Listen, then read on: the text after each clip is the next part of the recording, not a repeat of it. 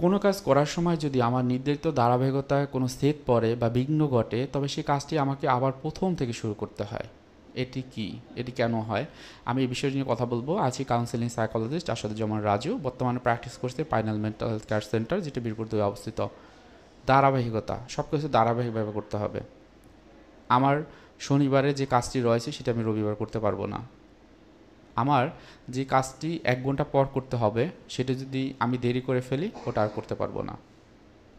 আমার টাকা গোনার ক্ষেত্রে ধারাবাহিকতা মেনটেন করতে হবে। আমি প্রথমে অনেকগুলো টাকার ভিতরে 1000 নোটগুলো আগে গুনবো, পরে 500 টাকার নোট, পরে 100 টাকার নোট। যদি না করতে পারি তাহলে হবে না, আবার নতুন করে শুরু করতে হবে। এই যে প্রবলেমগুলো, এগুলো শুধুমাত্র এর ভিতরে না, আরও অনেক বিষয় থাকে, বিভিন্ন রকম লক্ষণ থাকে। এগুলো আইডেন্টিফাই করে আপনার প্রবলেমটা কি কোনো ওসিডি বা অবসেসিভ কম্পালসিভ ডিসঅর্ডারের জন্য হচ্ছে কি না সেটি টেস্ট করতে হয়। এবং যদি হয়ে থাকে, চিকিৎসার ওই জায়গাটাতে আমরা যেটা করি, আমরা এমএসি করি, অর্থাৎ আপনার এই প্রবলেমটি কবে থেকে শুরু হয়েছে, কী ধরনের সিমটম ছিল, কেন তৈরি হয়েছে।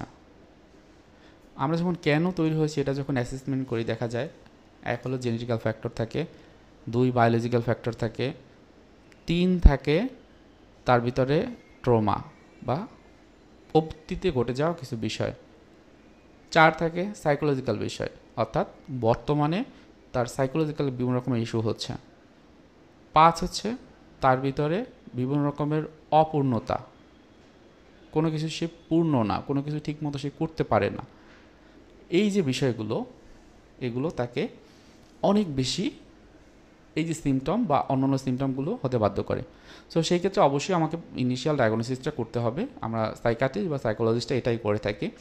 এবং সেক্ষেত্রে তার কী কী চিন্তা থাকে এবং চিন্তার বেসিসে তার অনুভূতি কী এবং সে কী কী আচরণ করে, এগুলো আমরা আইডেন্টিফাই করি এবং প্রপার ওয়েতে এই ট্রিটমেন্টটা আমরা করার চেষ্টা করি। এটা যদি ওসিডি হয় তাহলে বলবো এটা কিন্তু নিউরোলজিক্যাল ডিসঅর্ডার। অর্থাৎ আপনার পরিবারের অনেকেই হয়তো বা এটা বুঝবে না, মনে করে ও নিজে ইচ্ছা করে করতেছে, পাগলামি করতেছে, ও এটা মানুষকে দেখানোর জন্য করতেছে। তো তাদের জন্য আমি বলবো আসলে এটা নিউরোলজিক্যাল, অর্থাৎ মাথার ভিতরে যে নিউরন থাকে তার গোলযোগ বা তার এফেক্টের কারণে কিন্তু এটা হয়ে থাকে। এটা কোনো হাস্যকর কোনো বিষয় না, বরং এটা ওই ব্যক্তির জন্য খুবই কষ্টকর, খুবই অ্যাংজাইটি বা স্ট্রেস তৈরি করে। আপনারা যদি কাছে থাকেন তাহলে অবশ্যই তাকে একটু হেল্প করবেন এই জায়গাটাতে। এবং পরবর্তীতে অন্য যে সিমটমগুলো বা লক্ষণগুলো সেটা যদি অনেক বেশি থাকে, সেক্ষেত্রেও কিন্তু আপনারা সাহায্য করতে পারেন এর মাধ্যমে, যে সে যেন প্রপার ওয়েতে একটা চিকিৎসা পায়। সো এর চিকিৎসা হলো 2 ধরনের, একটা হলো সাইকিয়াট্রিক মেডিসিন আর একটা হলো কাউন্সেলিং বা সাইকোথেরাপি। কাউন্সেলিং বা সাইকোথেরাপি একই কথা বারবার আসতেছে, যে টক থেরাপি, কথা বলার মাধ্যমে কোনো রকমের ওষুধের ছাড়াই এই যে সমস্যাগুলো এগুলো মিনিমাইজ করা হয়। এছাড়া যেটি করা হয় সেটি হচ্ছে ওষুধের মাধ্যমে, অর্থাৎ খুব বেশি স্ট্রেস বা অ্যাংজাইটি থাকলে সাইকাটিস্ট যারা থাকেন তারা এই ট্রিটমেন্টটা করে থাকেন। হয়তোবা 3 থেকে 4 সপ্তাহের ভিতরে খুব বেশি অ্যাংজাইটি থাকলে সেটি কমিয়ে ফেলা হয়। এবং এটি যদি ওসিডি হয়, আমরা জানি ওসিডির ভিতরে যাদের দিকে থাকে তার ভিতরে অত্যাধিক অ্যাংজাইটি বা উদ্বিগ্নতা থাকে, মানসিক চাপ থাকে। সো ওই কমানোর পরে কাউন্সেলিং বা সাইকোথেরাপি দেওয়া হয়। আপনার প্রবলেমটি যদি অনেক দিনের না থাকে তাহলে আপনি কিছু সেলফ হেল্প টেকনিক ব্যবহার করতে পারেন, মেডিটেশন, ব্রিদিং এক্সারসাইজ, মনের কষ্টগুলো কারোকে বলা, মনের ভয়গুলো কারোকে বলা, অতীতকে মাপ করে দেওয়া, ভবিষ্যতের চিন্তা না করা।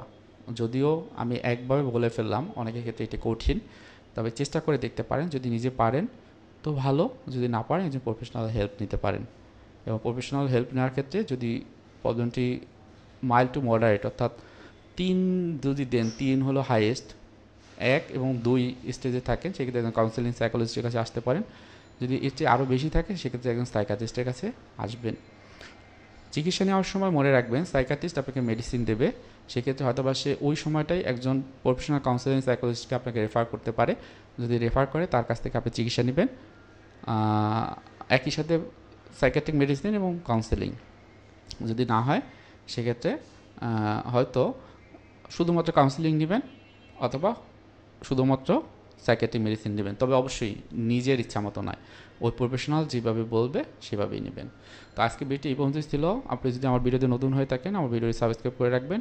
ভবিষ্যতে কোনো রিকোয়েস্টের ভিডিও থাকলে আপনি কমেন্টে জানাবেন, আপনার রিকোয়েস্ট অনুযায়ী আমি কিন্তু পরবর্তীতে ভিডিও বানাবো বলে আশা রাখি।